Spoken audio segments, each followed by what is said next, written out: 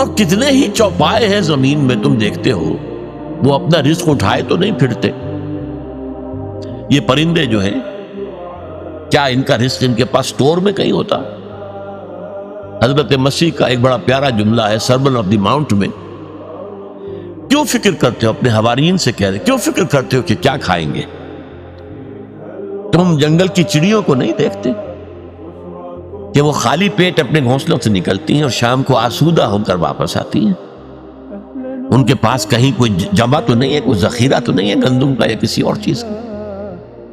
تو جو آسمان کے پرندوں کو کھانے کو دیتا ہے، کیا وہ تمہیں نہیں دے گا؟ یہ خوبصورت انداز۔ کیوں فکر کرتے ہو کیا پہنو گے؟ جنگل کی سوسن کو نہیں دیکھتے کہ جس قدر شاندار لباس اللہ نے اسے دیا ہے، رنگین۔ سلیمان بھی اپنی ساری شان و شوکت کے باوجود ویسا ملبس نہ تھا، ویسا لباس اس کے پاس بھی نہیں تھا۔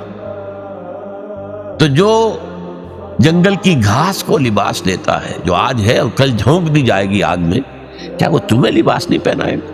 یہ ہے توکل اللہ کی ذات پر۔